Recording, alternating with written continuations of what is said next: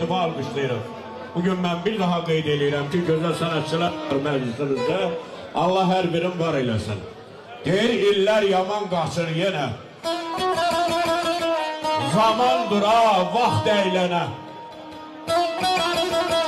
Ay, gileylənə, gileylənə, həyatdır da, yaşayırıq. Sayazı dərinindən çox. Ayazı sərinindən çox. Ay Allah, acısı şirinindən çox. Həyatdır da, yaşayırıq. 30 değil, 50 değil. Ay bacıoğlu, 100 değil, 150 değil. Ay axırı, sonu belli değil. Həyatdır da, yaşayırıq.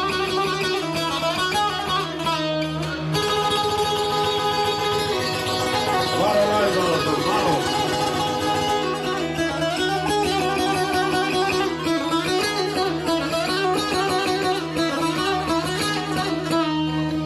Dünya düzelse ne fayda? Bir gün yasta, bir gün toyda. Ay bir beladır özü boyda. Həyatdır da, yaşayırıq. Karvan gedir, köç sanmırıq.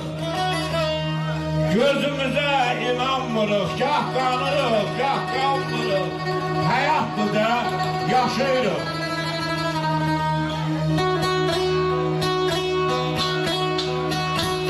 Var ol, bəh.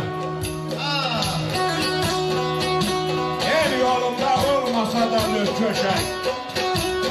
Olacaqdır sözlərime etməşək. Hələli xəyalda yürülənək düşək. Köhlənməyir, tökülməsin mal görüm. Ay balaxam, dərdin alım. Ay bir başlar bir sal görüm. Bəh.